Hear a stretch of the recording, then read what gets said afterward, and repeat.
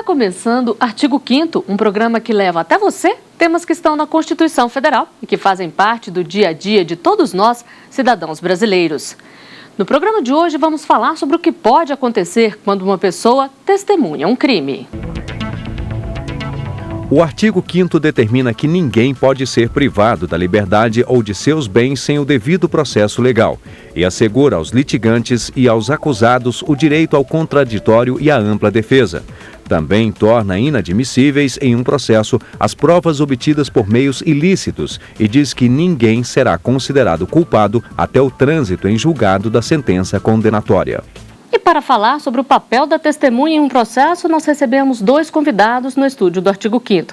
Está aqui conosco Fabiano Silveira, conselheiro do CNMP, Conselho Nacional do Ministério Público e relator da proposta de resolução que trata da proteção de vítimas e testemunhas. Também vamos conversar com Edson de Souza Barbosa, chefe adjunto da Seção de Registro, Análise e Difusão de Denúncias da Polícia Civil do Distrito Federal. Sejam bem-vindos ao Artigo 5º. Doutor Fabiano, eu queria que o senhor começasse falando para a gente. A pessoa que presencia um crime ou tem alguma informação sobre esse crime, ela tem a obrigação de denunciar, de testemunhar? Olha, a justiça brasileira, ela é provocada e ela resolve os conflitos. Então, é um dever de todos colaborar com a justiça. Testemunhar significa colaborar com o sistema de justiça. Imagine se esse sistema não pudesse contar com essa colaboração. Quer dizer, se tornaria praticamente inviável resolver os conflitos se a justiça não pudesse ouvir e, de uma forma até obrigatória, as pessoas que participaram, que testemunharam eventos que sejam relevantes para a resolução dos conflitos. Então, é um dever.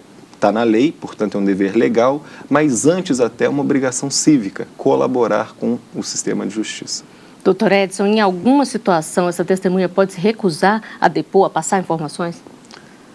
Sim, a previsão legal, né, do Código de Processo, ela traz já as desobrigações, né, e as proibições para que uma pessoa venha ou não a testemunhar sobre um crime.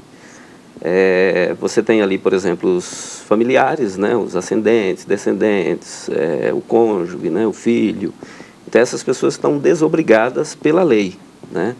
E nós temos também, como previsão legal, aqueles que por função por ofício, né, por função, por ministério, né, os religiosos, ou por profissão, também esses estão proibidos de testemunhar, a não ser que desobrigados pela parte interessada, que no caso seria o réu, né? E o que acontece quando a testemunha corre o risco de se tornar vítima?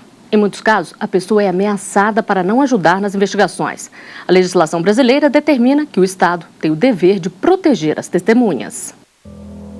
Muitos crimes só são desvendados com a ajuda de testemunhas. Esclarecendo como aconteceu ou dando informações sobre os suspeitos, elas são fundamentais para as investigações. Mas, em alguns casos, a testemunha corre o risco de se tornar também vítima e o Estado tem o dever de protegê-la. Uma lei de 99 criou o Sistema Nacional de Assistência a Vítimas e Testemunhas que colaboraram em processos e estão sob ameaça. 10 estados já aderiram ao sistema. No restante do país, as situações de proteção são atendidas pelo Programa Federal. A lei determina que a proteção levará em conta a gravidade da coação ou da ameaça e a dificuldade em preveni-las ou reprimi-las pelos meios convencionais, além da importância para a produção da prova. E diz ainda que a proteção pode ser dirigida aos familiares que tenham convivência habitual com a vítima ou testemunha, de acordo com a necessidade de cada caso. Para participar do programa, a pessoa tem que concordar em receber proteção e aceitar as condições estabelecidas. Caso aconteça algum problema com as vítimas ou testemunhas, o Estado pode ser responsabilizado. O Estado está com a responsabilidade da integridade física dessa pessoa. Tudo que ocorrer com ela, do momento que ela se dispôs a prestar os depoimentos de interesse do Estado e que o Estado assumiu a responsabilidade por ela, essa responsabilidade é ilimitada.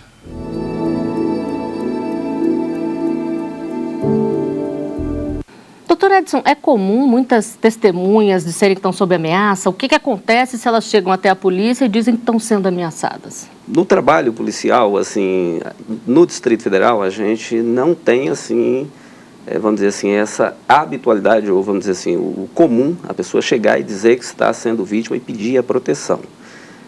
Quando ocorre, né, nós temos casos em que ocorrem investigações assim, de grande vulto, né, crime organizado, envolvendo às vezes autoridades, essa solicitação chega até o delegado ali, a autoridade presidente ali do inquérito, daquela delegacia que está responsável, e é encaminhado ao conselho, né, do Provita, que aqui está vinculado à Secretaria de Segurança do Distrito Federal. Então é analisado pelo conselho, e o conselho é quem vai tomar a decisão aí se vai caber ou não essa inclusão dessa pessoa no programa, dependendo, né, dos critérios lá que estão previstos na lei. Doutor Fabiano, como é que é a atuação do Ministério Público? Vocês acompanham de perto esse programa de proteção à testemunha? Olha, o Ministério Público, ele se pronuncia, ele se manifesta sobre esses pedidos. Ele dá um parecer se convém, se não convém. Portanto, o Ministério Público, ele desempenha um papel assim, muito sensível em relação ao programa, além de participar do Conselho Deliberativo, aqui mencionado pelo Dr. Edson. Ou seja, quem decide se uma vítima ou testemunha ameaçada será incluída no pedido, quem defere esse pedido é o Conselho Deliberativo do programa, no qual tem assento o Ministério Público, Poder Judiciário, entidades outras, né? Então eles fazem uma avaliação. O que o Dr. Edson talvez concorde comigo é o seguinte, é que nós temos realmente um número superior de pessoas que poderiam se encontrar nessa situação de ameaça, ou seja, o programa tem que ser seletivo. O programa tem que se valer de critérios para que também recursos do Estado não sejam assim, destinados desnecessariamente ou para situações de menor relevância. Por isso é que a lei diz que deve-se considerar a relevância da prova, né? Aquele testemunho influi diretamente no destino da ação, do julgamento, e também se outros meios, se os meios ordinários, né? Porque não vamos esquecer, nós temos uma polícia, nós temos um sistema de justiça que também deveria estar preparado para essas situações comuns. Ao programa, nós teríamos as situações mais excepcionais, mais difíceis, digamos, ameaças mais sérias, mais graves. Doutor Edson, e como é que é a proteção nos casos menos graves? A polícia, por exemplo, mantém sob sigilo a testemunha, quem faz uma denúncia, isso já ajuda a proteger grande parte das testemunhas? Sim, o nosso trabalho na Polícia Civil hoje, por exemplo, com relação à testemunha, aquela pessoa que se dispõe a colaborar com o trabalho policial, né, com o trabalho da justiça, ela é mantida em sigilo, né, por exemplo, no trabalho do Disque Denúncia, onde nós captamos as principais informações de denúncias aqui no Distrito Federal. A gente garante o sigilo total da pessoa, né, ela não se identifica, ela não tem nenhuma forma de ser identificada, até mesmo no próprio teor da denúncia. A gente tem um cuidado com isso. Esse trabalho vem sendo aprimorado, né, pela Polícia Civil, a gente tem investido nisso. Tem aumentado muito o número de denúncias no Distrito Federal. Hoje, para você ter uma ideia, nós devemos ter em torno de, no ano 2012, mais de 18 mil denúncias de crimes que chegaram ao nosso conhecimento através do Disque Denúncia. E essas pessoas não são identificadas, né? Agora, a proteção, né, como você perguntou. A Polícia Civil, ela tem, dentro da nossa estrutura, a divisão de operações especiais. Essa divisão tem um corpo, né, uma seção que se chama a Seção de Proteção a Pessoas, né, e dignitários. Essa seção, com o pessoal especializado, ela faz um trabalho, né, de auxílio, por exemplo, ao Provita, né, ele dá o suporte ao Provita quando solicitado. A Secretaria de Segurança demanda, então a Polícia Civil faz a condução dessas pessoas que estão sob proteção, né? seja até o tribunal, né? Essa condução é feita pela Polícia Civil. Doutor Fabiano, e como é que é, na prática, uma pessoa, quando ela entra para o programa de proteção à testemunha, ela tem que deixar tudo para trás, cortar todos os laços, a família também entra nesse programa? Como é que funciona na prática? Não há, digamos, uma receita, uma tabela pré-fixada de quais são as medidas. O programa vai se desenvolver de forma individualizada sobre a necessidade do caso concreto. Pode ser que a proteção, a assistência, se dê apenas na proteção da residência ou nos deslocamentos da pessoa. Em situações mais de risco, mais evidente, pela natureza do crime denunciado, pelos fatos investigados, pode ser que medidas mais drásticas sejam necessárias, como, por exemplo, mudança da cidade, até do estado, ou, em alguns casos, como há expressa previsão em lei, até a mudança do nome da pessoa. Nesses casos, o Estado, ele é responsável por dar uma ajuda de custo, vamos dizer assim, quando a pessoa muda, responsável por recolocar num trabalho? Olha, a lei prevê, sim, a ajuda financeira. Se ele não puder trabalhar, desempenhar sua atividade habitual, ou se antes até do testemunho, se ele já não possuía essa atividade, a lei prevê uma ajuda de custo para a subsistência da pessoa e o Conselho Deliberativo ele fixa um teto sobre o valor máximo que seria pago. E um prazo também. E o prazo é o prazo geral de inclusão no programa, que em tese são 2 anos. Em princípio, se houver necessidade excepcional, a lei também admite a prorrogação. Mas, em tese, em princípio, o programa teria duração de 2 anos. Doutor Edson, e pela vivência que o senhor tem aí do dia a dia da polícia, o programa tem sido eficiente, tem protegido realmente as testemunhas? Pela vivência, pela experiência que nós temos, né, no trabalho policial, a gente vê que sim, pelo menos no Distrito Federal, esse trabalho tem surtido o seu efeito, né? A gente tem aí o exemplo aqui em Brasília de uma operação, né, onde um dos delatores, né, entrou para o programa de proteção em razão da delação premiada e ele ficou por um tempo a cargo da proteção da Polícia Civil, né? Depois foi repassado para a proteção, né, no programa federal, para a Polícia Federal.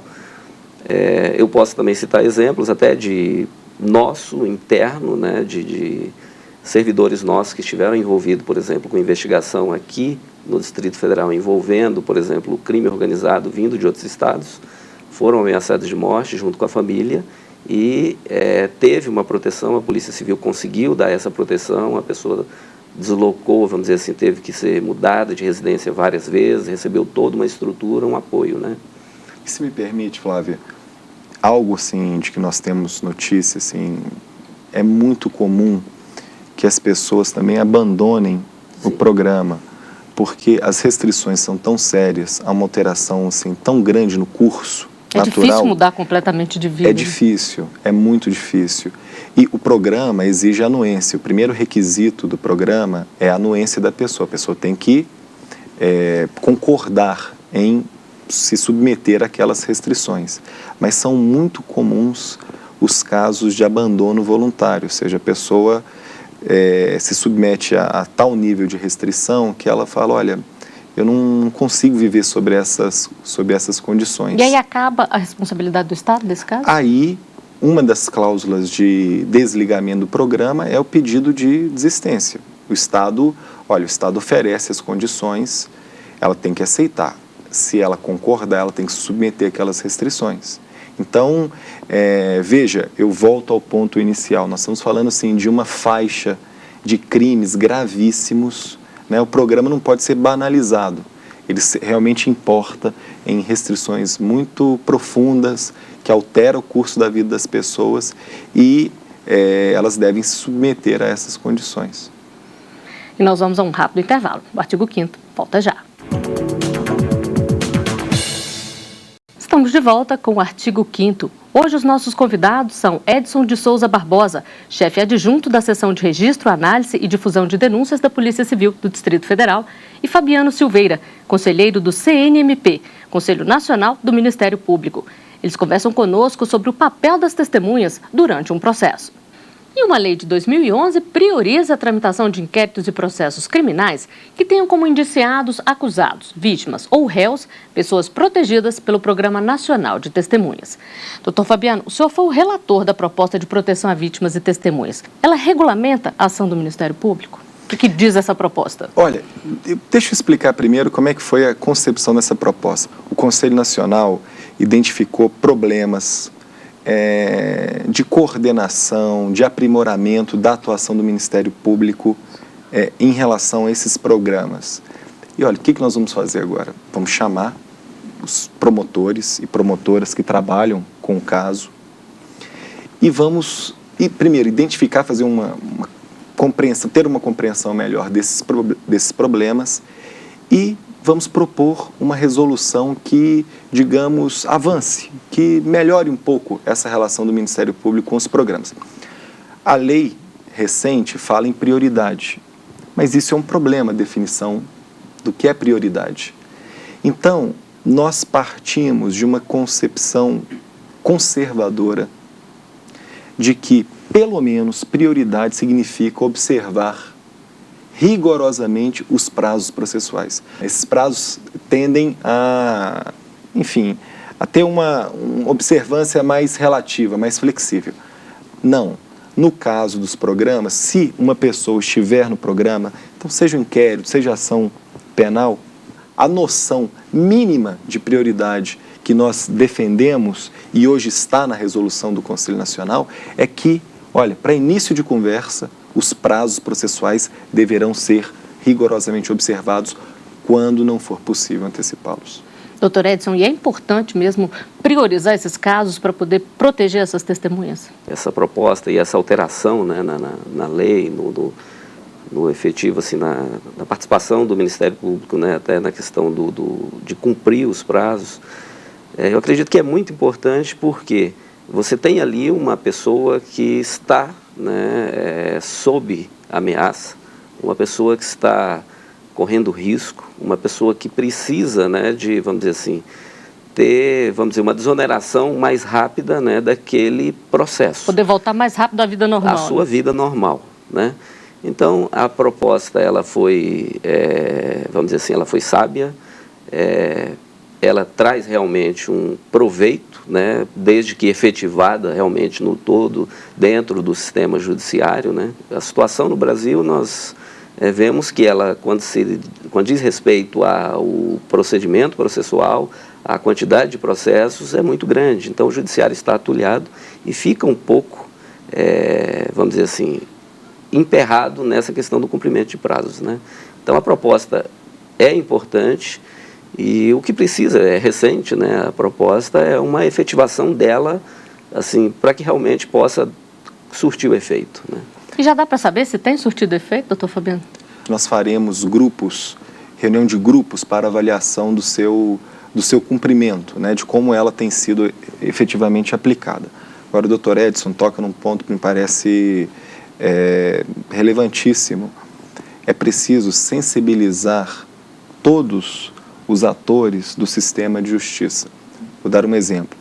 Quando o juiz marca uma data de uma audiência, e essa audiência precisa da presença daquela testemunha que está sob o programa, sob a proteção do programa, há todo um aparato que se move para garantir a presença daquela pessoa. Passagens aéreas, mobilização dos órgãos de segurança, isso custa caro. E, em alguns casos, o que ocorre? Todo esse aparato se movimenta e no dia da audiência, a audiência é desmarcada. Então, veja que... Se perde todo um investimento. Então, é preciso que haja uma sintonia fina e uma sensibilidade, realmente, de que ali é um caso que requer assim, uma atenção muito especial e que os esforços devem todos convergir. Eu diria ainda algo assim, muito importante em relação à resolução que aprovamos no Conselho Nacional. Porque a lei, ela fala em prioridade e fala em antecipação da prova testemunhal durante o processo. A resolução também atua em outra frente. Ela, antes mesmo da propositura da ação penal, pode ser realizada a antecipação da prova em contraditório, ou seja, aquela prova, para ela não precisar ser repetida depois em juízo. Então, nós também acenamos para essa possibilidade para que, ora, se o caso é muito grave, se a testemunha está sendo, se há graves ameaças contra aquela testemunha, vamos realizar logo essa prova em contraditório, que seja, há razões suficientes para isso. E o Ministério Público pode, enfim, ser um propulsor dessa nova metodologia. E o fato de agilizar a prova, de proteger a testemunha, de dar prioridade ao inquérito, incentiva mais pessoas a denunciarem, a não se calarem por medo? Quando a Justiça implementa esses mecanismos, né, de celeridade, né, de uma proteção mais efetiva, certamente as pessoas, ou quem está envolvido ali no contexto, né, como testemunha, como vítima, né, como alguém que está no programa, ela vai se sentir mais à vontade para, vamos dizer assim, contribuir com a justiça, né? Bom, e como nós estamos falando da importância de testemunhar, vamos ver o que dizem as pessoas nas ruas. A equipe do Artigo 5º foi conferir as opiniões. Eu acho muito importante, né? Porque aí vai estar colaborando para prender, né, o criminoso, né? Vai que alguém veja e depois vem atrás de mim também. Eu tenho medo, né? Ninguém pode garantir a vida dele, né? Ele fica com medo da vida dele, né? É o dever de todo cidadão, tá? No caso, presenciar um crime, procurar a justiça, ok? Porque eu acho que nenhum crime deve ficar impune, né? Dr. Edson, Quando a população participa, né, nesse combate à criminalidade, denunciando, né, trazendo ao conhecimento, seja da polícia, seja do Ministério Público, seja do Judiciário, esses fatos, né, que estão ocorrendo, a população está ali presenciando, né, aquilo, o fato criminal no dia a dia, tem conhecimento de ações criminosas, né, isso ajuda muito. A Polícia Civil, por exemplo, em Brasília hoje, tem assim, desvendado muitos crimes em razão da participação popular. Nós trabalhamos essa denúncia, fazemos uma análise preliminar dessa informação, confirmamos, né, fazemos uma confirmação, porque a denúncia é o quê? Ela é a gente chama no meio policial, na inteligência policial, um informe. Ela não é uma informação, né, não é algo que está confirmado ainda. Pois é, e se alguém fizer uma denúncia falsa, aí é crime também, né? Sim, isso já tem a previsão legal, né?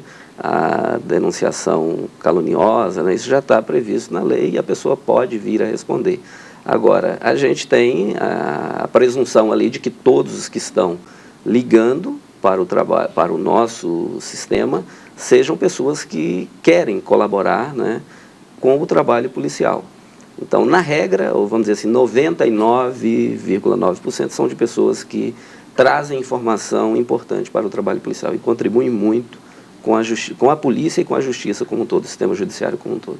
Doutor Fabiano, a gente viu que as pessoas têm medo de denunciar e depois serem perseguidas. E o Programa Nacional de Proteção à Testemunha não consegue alcançar todo mundo. O que fazer, então?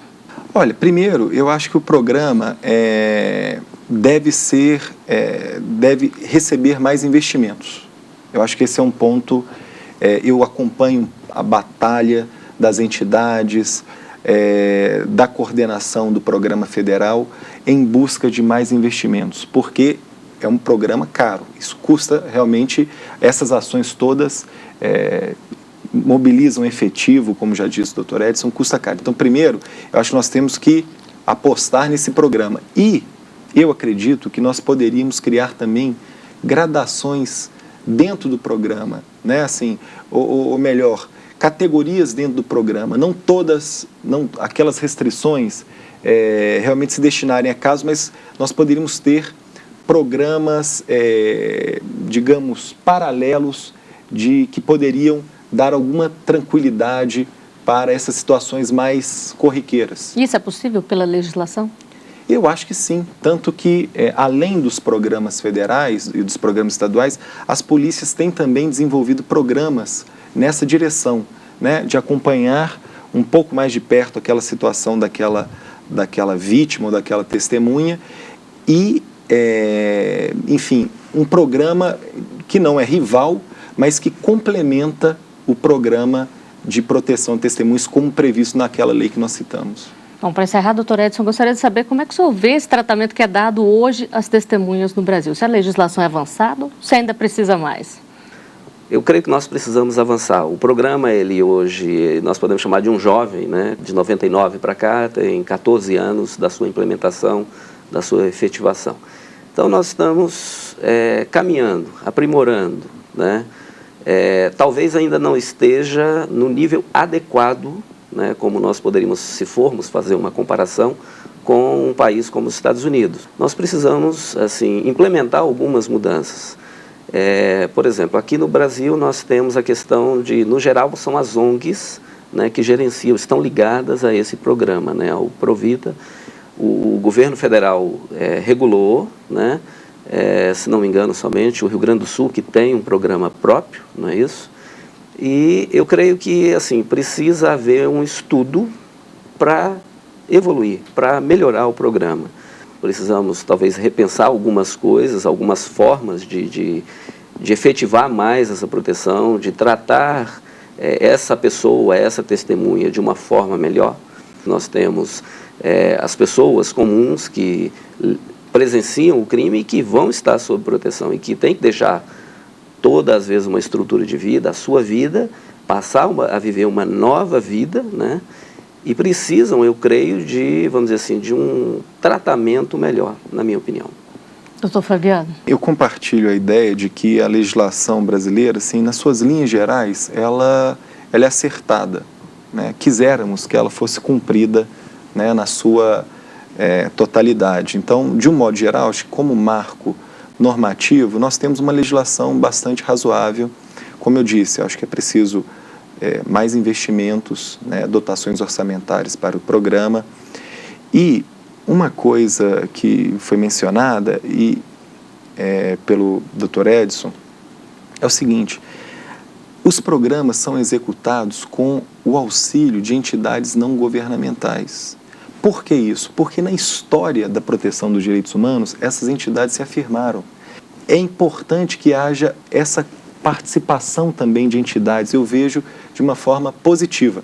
O que nós identificamos é que os programas devem acompanhar, e isso é até uma função do Ministério Público, acompanhar, assim, com muito critério, com muito rigor, os recursos que são repassados para essas entidades. Tanto é que a nossa resolução diz o seguinte: olha, nós teremos um ofício especializado no Ministério Público que conheça a realidade dessas entidades colaboradoras, conheça a realidade do programa, e esse ofício especializado, ele fará o acompanhamento da execução dos repasses feitos a essas entidades. Mas as entidades, digamos, o colchão de proteção, é importante que ele seja muito capilar. Como é hoje? Como tem sido, nós temos avançado nesse sentido. Bom, nós chegamos ao final de mais um Artigo 5º. Dr. Edson, Dr. Fabiano, eu agradeço a presença de vocês aqui conosco no estúdio do Artigo 5º e lembro que você também pode participar do nosso programa, mandando sugestões para o e-mail artigo5@stf.jus.br. A gente se vê na semana que vem. Até lá.